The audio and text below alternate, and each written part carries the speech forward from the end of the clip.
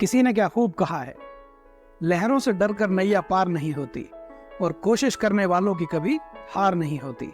नमस्कार दोस्तों, मेरा नाम है अभिषेक। एक नई कहानी के साथ फिर से आप लोगों के सामने हाजिर हूं मैं। जैसा कि मैं हर बार कहता हूं कि हर कहानी, हर किस्सा अपने आप में कोई ना कोई अच्छी सीख, अच्छा मैसेज छुपाए होता है।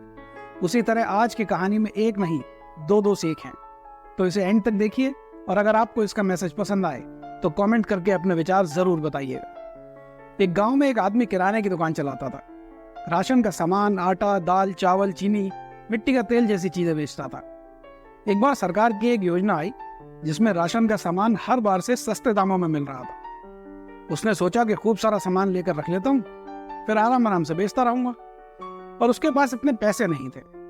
उसी गांव में एक बूढ़ा साहूकार रहता था जो लोगों को पैसे ब्याज पे दिया करता था। उस आदमी ने सोचा कि साहूकार से पैसे उधार ले लेता हूँ, कुछ ही दिनों में जब मुनाफे पे सामान बिक जाएगा तो वापस कर दूंगा। यही सब सोच के वो साहूकार के पास पहुंचा और उसे अपना प्लान बताया। साहूकार वैसे तो बहुत काइयां था, लेकिन उसे मालूम था कि उस आदमी की दुकान अच्छी चलती है, इसीलिए उसने 6 महीने के लिए उसे पैसे उधार दे दिए। वो आदमी भी खुशी खुशी शहर गया और सामान खरीद कर ले आया। मगर कहते हैं ना कि जब किस्मत खराब हो तो मुसीबत आते वक्त नहीं लगता। कुछ ही दिनों में बहुत बारिश हुई और उस गांव में बाढ़ आ गई। पानी उस आदमी की दुकान में भी घुस गया और सारा सामान खराब हो गया। अब तो उस आदमी को बहुत चिंता हो गई कि वो पैसे वापस कैसे करेगा। वो जानता था कि साहूकार बहुत मक्कार है। वो ये नहीं देखेगा कि क्या मुसीबत है, क्या परेशानी है। देखते ही देखते 6 महीने गुजर गए और साहूकार का दिया वक्त भी खत्म हो गया। अब साहूकार पहुंच गया किराने वाले के घर अपने पैसे का तकाजा करने।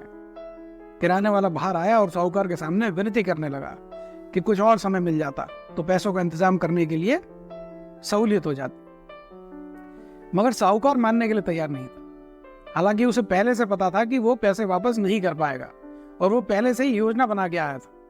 दरअसल साहूकार की नजर उस किराने वाले की बेटी पर थी। साहूकार ने कहा कि या तो मेरा कर्जा वापस कर दो, नहीं तो अपनी बेटी की शादी मुझसे कर दो और बदले में मैं तुम्हारा सारा कर्जा माफ कर दूंगा। साहूकार को बहुत गुस्सा आया, लेकिन कर्जा ले रखा था इसीलिए ज्यादा कुछ कह नहीं पाया। उसकी बेटी जवान थी, खूबसूरत थी और वो साहूकार बूढ़ा और 3 बच्चों का बाप था। उन दोनों में बहस हो गई और मामला पहुंच गया पंचायत में। पंचायत में दोनों पक्षों की बात सुनी, लेकिन साहूकार का पलड़ा भारी था, क्योंकि गांव वाले भी जानते थे कि किराने वाला कर्जा वापस नहीं कर पाएगा। अब साहूकार ने एक चाल चली। उसने सोचा कि मेरी इज्जत भी गांव वालों के सामने बनी रहेगी और मेरी शादी भी उस लड़की से हो जाएगी। साहूकार ने कहा कि मैं एक थैले में 2 पत्थर रखूंगा, एक सफेद एक काला। किराने वाले की बेटी उसे निकालेगी। अगर उसने काला पत्थर निकाला तो उसे मुझसे शादी करनी पड़ेगी और मैं सारा कर्जा माफ कर दूंगा। अगर उसने सफेद पत्थर निकाला तो भी मैं सारा कर्जा माफ कर दूंगा और उसे मुझसे शादी भी नहीं करनी पड़ेगी। सबको बात समझ में आई। किराने वाले से उसकी बेटी से पूछा गया कि कोई आपत्ति तो नहीं है। किराने वाले की बेटी बहुत समझदार थी। उसने सोचा कि एक मौका है पिता के ऊपर से कर्जा हटाने का और बाकी जो किस्मत में लिखा होगा। अगले दिन सब लोग किराने वाले के घर पहुंच गए। साहूकार ने वही उसी के बगीचे से 2 पत्थर उठाए और थैले में डाल दिए और थैला बढ़ा दिया किराने वाले की लड़की की तरफ। साहूकार बहुत मक्कार था और उसने चालाकी से दोनों काले पत्थर थैले में डाल दिए। ये बात उस लड़की ने नोटिस कर ली थी। अब उस लड़की के पास 3 ऑप्शन थे। पहला, या तो वो पत्थर निकालने से मना कर दे और अपने पिता का कर्जा ऐसे ही चढ़ा रहने दे। दूसरा ये कि थैले में से एक पत्थर निकाले जो कि ऑब्वियसली काला ही होता और साहूकार से शादी कर ले और अपने पिता का कर्जा माफ करवा दे।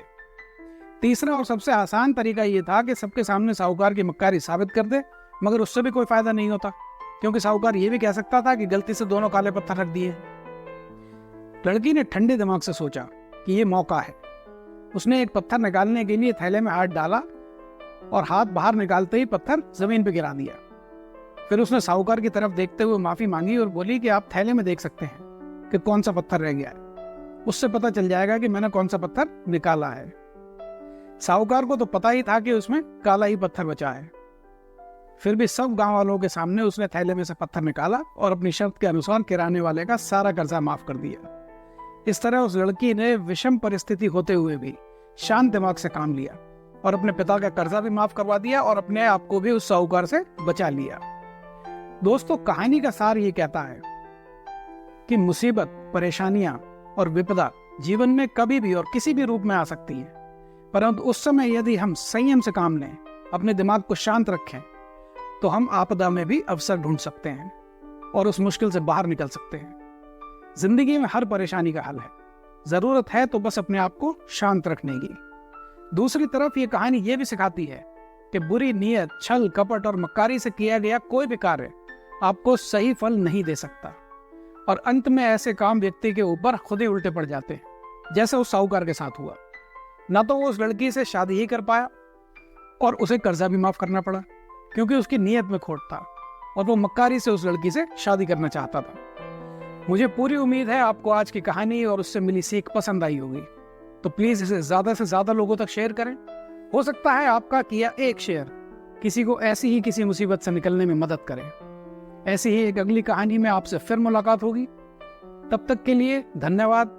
अपना और अपनों का बहुत ख्याल रखिए और कुछ ना कुछ नया सीखते रहिए, क्योंकि जिंदगी में कुछ भी सीखा हुआ कभी व्यर्थ नहीं जाता।